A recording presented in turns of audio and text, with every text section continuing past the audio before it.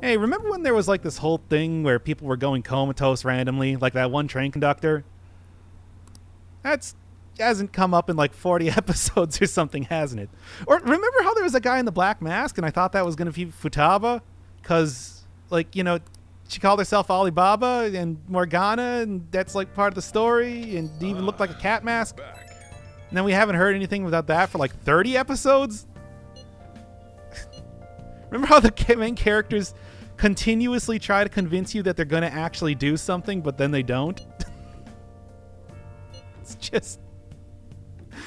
just getting you in the right mood for today's episode, because I feel like that's just everything that we're doing here. It's not even a bad episode, really. To be clear, I don't remember any of this stuff. I don't pay attention. I have no object permanence and no memory. I think for you didn't even come in, like your first episode that you came in on was after like the last we heard about the whole like what do they call it, psychotic breakdown epidemic.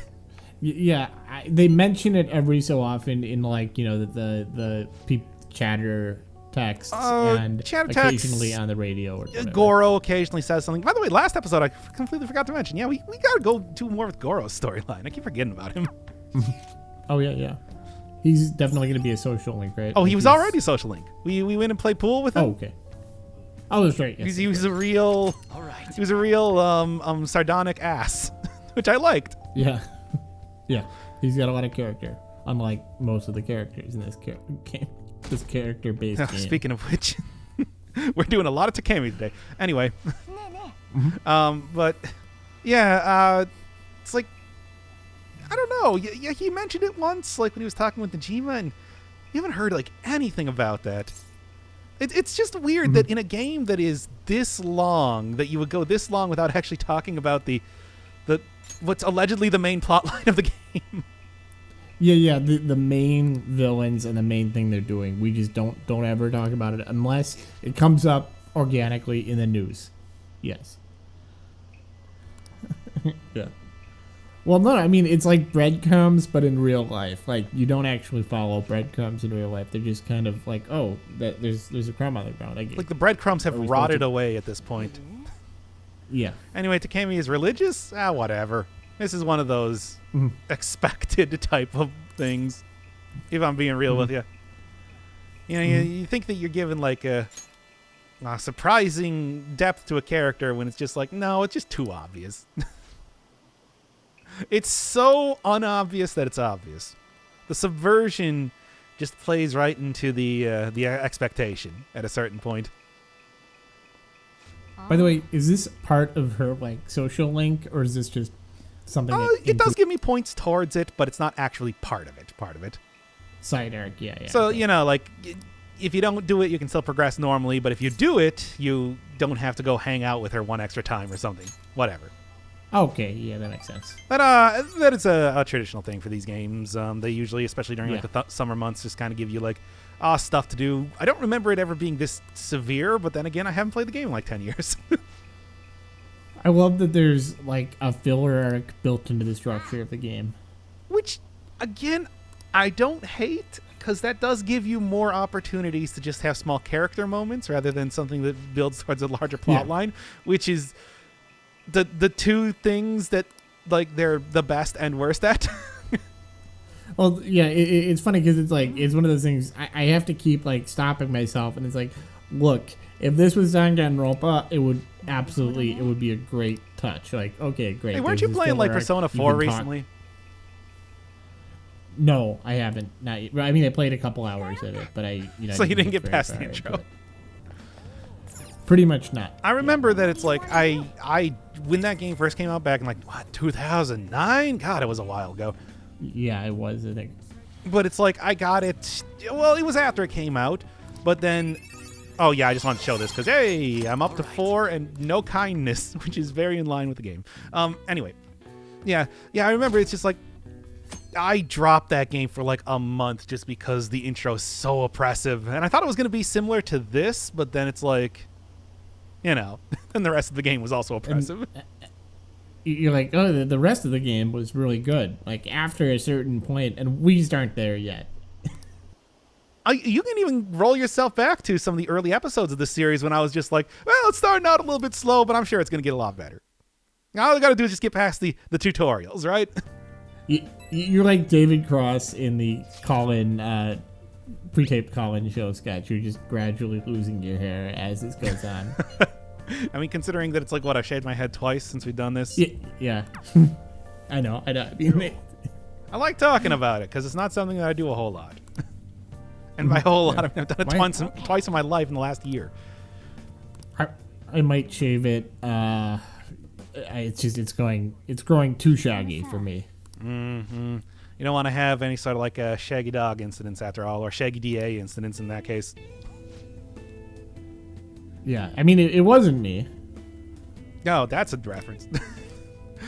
I thought you were gonna go with Shaggy. No, I was going with the Tim Allen Disney Channel movie, The Shaggy DA. I have no idea what that is. It was a movie where Tim Allen transformed into he's a district attorney that transforms into a dog. Yeah, I don't think he made that sound during it, if I remember correctly. I'm pretty sure it was Tim Allen, if I'm not wrong. What, are you telling me you don't remember, like, Computer Wore Tennis Shoes, Shaggy DA, Smart House?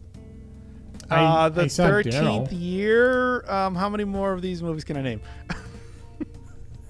It's funny, we're just doing this, like, oh, what are the Tim Allen movies I can think of? It wasn't Tim Allen. And then I mean, the first one was Escape from New York Kurt guy. Russell? You know him. The Synecdoche, New York guy? No, yes, maybe. You're talking about Charlie Kaufman? No, I'm not talking about Charlie Kaufman. I'm talking about the star, okay. Snake Plissken. Oh, shit. Yeah, we are just talking about this over Takemi pouring her heart out about a kid who died. Yeah. Oh, don't worry about it. I won't spoil anything for later in the episode, but fucking it doesn't matter. As it turns out, nothing matters. Much like we were talking about in the beginning of the episode, nothing matters. Mm-hmm. Except for Takemi's giant distended cranium. Which, I mean, I still is something that even to this day, I like, god damn that hair. Oh, it was Kurt Russell. Yeah, no, I got it. I mean, I know that's a usual thing for anime. Animales. What? I was gonna say animals, and then I said anime, and nothing. What am I? Shaggy DA, right? We were talking about that. Okay. Animalaise is when you just feel like a tired animal, like it's ennui, like you're just like a cat. You're bored. Ennui of a cat. Yes. Yes. We. Ennui. He's so dumb. Like, by the way, just to be clear, we've discussed this before. This episode isn't bad. Relatively speaking, it's one of the better episodes we've done, I think, in that there's actually a beginning, middle, and end. Things actually happen in the space of a half hour, 45 minutes. Yeah, but I mean, at the same time, it's just like Takemi's storyline is just so nothing. There's nothing to it. They do, as you've discussed, they make everyone who's, one of the social links, they make them all unreasonably good. In the sense that, okay, well, it turns out they were the wronged one all along. She was always trying to do the right thing the entire time. And let's just ignore the fact that she is doing, testing medicine on a teenager, but whatever. Yeah, and it's like she's much more compelling if she's just like, a dominatrix or whatever, or just a bad person, just a jerk who is kind of, redeemable. But instead they just make her like, oh, well, she's this... She's kind of hard to get along with, but, ultimately she's in the right. I mean, she was always in the right. She was never in the wrong, and now the Phantom Thieves are just going to go and solve all her problems. Oh, and speaking of which... Oh, yeah, speaking of which... Why is main character... Like... So, yeah, we're meeting, like, underneath a bridge, middle of the night. Yeah. Like... Yoshida, I'm here to talk to you about things that are going to be changing the course of Japanese politics, maybe for years to come. And if any of this got leaked out, it's like, everything we're trying to do here would be ruined. Why is main character here? In all seriousness, I mean, you say that like that's unrealistic, but remember Nixon, I mean, he taped a lot of the stuff that happened. Did he drag a teenager along with him because the teenager was his only supporter? We do have to remember, I mean, like I was talking about last time, where it's like, main character is the only supporter of Torinosuke. Yeah. Like, even when we see him on the street, everybody just yells at him angrily. And of course, Torinosuke is, as we're establishing, as I kind of alluded to, he's right all along. He's never in the wrong. In fact, he's been covering, the only... He's getting this sweetheart deal so that he won't reveal this damaging information. And the damaging info is he was betrayed by the only other character that was introduced in this entire arc. We all knew that it was either going to be Matsushita that did it in the first place, or Kuramoto. There are only two characters here. It's like that one episode of Scooby-Doo where they introduced one character, and then it's like, well, who is the villain? The one character you introduced in the episode. It was a puppeteer. Exactly. Yeah. There were different times where it's just like, we've never actually seen this guy before. Oh no, the reveal was just supposed to be showing how he did his magic tricks. Even though the guy you've never seen. Whatever. Scooby-Doo was a dumb show. Yeah. I hate it. Yeah, that's what was on TV back in the day. I think it had. So I think it, as far as the ridiculous characters go, I think that was like that they did a really good job just making them these ridiculously dumb characters that succeed largely in spite of themselves. But it wasn't like a good show. It wasn't like, wow. It was super formulaic. I think was a real thing. That wasn't Agatha Christie. I'm not. Christ, no. Like, I'm not going there for my mystery needs. I'm going there because. But like, even when as a tiny baby child, I was like, okay, now this is just ridiculous. Even when I can figure it out at that age, it's like, come on. The guy from the wax, he did it. But because he controlled all the locks, like the water going up and down, he could have easily hid that body. Yep. That was the 13th Ghost of Scooby-Doo, of course, which took a much edgier role and also had Vincent Price as a character? What was up with that? Yeah. I just like the idea that Scooby-Doo has, like, the movies, like, because they have to raise the stakes. They do have to bring in, like, someone has to die. Yo, but, like, legitimately that did happen in, like, the newer series, from what I understand. Wait, really? I don't think it was quite that harsh, but, like, no, people actually did die. Okay. I don't think it was, like, no, somebody got, totally moidalized, but... That's a whole thing where it's just like, as a whole, it's not a terrible idea, which is why later series could do more stuff with it. But like the original series was just like this, that you might as well just run it off a conveyor belt at that point with the way they created it. Yeah. But like sometimes when they're trying to raise the stakes, what they'll do is like, but the magic is actually real. Like the ghost is actually a real like the Scooby-Doo ghost. Movie. And again, 13 Ghosts of Scooby-Doo. You're like actual ghosts, and that's when Shaggy also got a red shirt instead of a green shirt. That's how you know it's for real. Mm-hmm. Did Casey Kasem ever die? No, I think he's immortal. Okay, good. Okay. Yeah, it was due to that roller coaster accident he became immortal. Let's see. He died in 2014. Oh, that's too bad. Oh. Yeah, I mean, me too, since he dragged me along to everything here, Torinosuke. Getting back to the episode. Yeah. Right. So, yeah, once again, Torinosuke, who his only supporter is me, and has been doing the exact same thing for 20 years, decides, no, I really gotta try it again this time. This is gonna be time, baby. Well, 21st time. You can kind of get away with that with the main character having glamour, like convincing you to do it. Hey, it's like being speaking around of which, you. Are we going with the fact that the main character actually has like a passive ability to manipulate hearts? Like that, this actually kind of explains a lot, like why people always suspect him of being Phantom Thief Man and everything. Because it's just like anybody with like any sort of awareness of what's going on would be like, hey, wait a second. Whenever I think about the Phantom Thieves, one person's face always pops up in my mind for some reason. Yeah, exactly. It's almost like they're changing my heart or something. I mean, like legitimately, when I was seeing this in Japanese and kind of like, half reading it because I'm trying to, keep the video going. It's like I legitimately thought that he thought that it's like he found out about that because it was so ham-fisted, the dialogue. So I wonder if what we're supposed to be taking from this and other, like the glamour thing, is actually real legitimate thing that is a passive ability to manipulate hearts by the main character. Yeah. Like, in other words, it's kind of exactly. It's a passive field. It's just like, okay, well, they're always doing these little acts that are, but at this point, their persona the thing is, the main character doesn't actually do much to like manipulate hearts. All he does is steal the treasure, which is sort of like a natural process as it is. So his real superpower is this, I guess. That does not make it any less contrived in terms of story, by the way.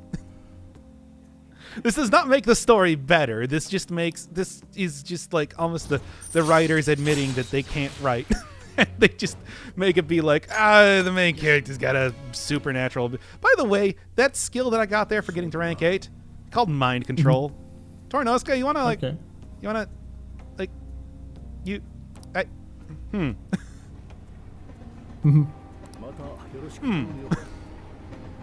Huh. Nah, if you had that, why would he take 20 years to be able to be elected? Because we know he's gonna get elected. I mean, it's just of course. Yeah. It's not, like, Well, anyway, it's canon, I guess. Well, the thing is, like, you come up with this convenient explanation that explains why people are so much more willing to do their characters, like to literally drag me into like political conspiracy. Yeah. Despite the fact that I can most accurately be described as some teenager. Yeah, you still don't have any like distinguishing characteristics at this point, other than the fact that it's just like people are very, very willing to bring me extremely deep into their life. Yeah. And sometimes distressingly deep. Well, all right. Like, it's like, I love that we're just getting all the credit for this. Like, we're just like, oh, it was all because of you. his passive ability, I guess. Again, main character's just doing nothing all the time.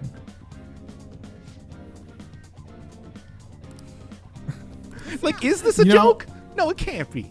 Can it? So anyway, we just Oyamata, pretty bigwig type of character. Maybe the chief of staff of the most important hospital in the country. Certainly, like the most important one, seemingly in Tokyo. Like, we're just gonna go do it. Yep. I like that we just everything. This part feels like a satire of the rest of the game. Yeah, I swear to God. Like, this guy is more important than Kaneshiro. This guy's more important than Madarame. Okay, let's go. Like, this is like, this is a person who is actually toying around with the lives of people, not just stealing from them. A very powerful person. We're just taking them over in one afternoon. This is like, or in one episode, we got the start of this mission. We're doing it. I mean, I'm actually going to include like the entire Mementos run. Yeah. And just to get you an idea of like how easy this was to literally take down the largest target that we've gotten since the beginning of the game. Certainly the most influential target. Maybe not the most evil target, but certainly the most influential. Yeah. And it's like, we're just doing this. Like, we're going from path to path, just, doing. God, we could have done this at any point in time. We didn't need to wait until rank 7 of Takemi's thing. We found out about Oyamata. Like, we actually saw him in the first rank of this. And we're just doing it. We know he's a bad guy. Yeah. So we're looking him up. We already got his calling card off screen. We just did it. So people definitely know it's the Phantom Thieves doing this. At this point in time, I can just like plow right into shadows to defeat them. This is also true in the Japanese version, which is on the higher level of difficulty. And we're just going to do it. Yeah. The moral of the story is that what the fuck are the Phantom Thieves doing? Like for the 99% of this game, what are they doing? We didn't, have to go like talk to people, completely fail at talking to them, then do it again, and then give up and 10 different episodes. And this is the biggest target we've gone for yet. Yeah. And it's like maybe you could argue that, two of the others, like the banker and Madarame, were more important. He wasn't a real banker. He was just a gang leader. It's at best a tie. It's like, okay, this is one of the biggest hospitals, in Tokyo. One of the biggest cities in the world. This is probably one of the 500 most powerful people in the world, or something to that effect. Certainly in the world of medicine. Yeah, certainly in the world of medicine. This is an important world hospital.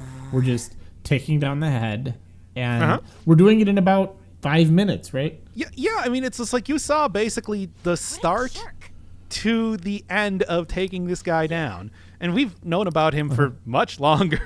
much longer than this. Yeah. Oh, again, award-winning dialogue.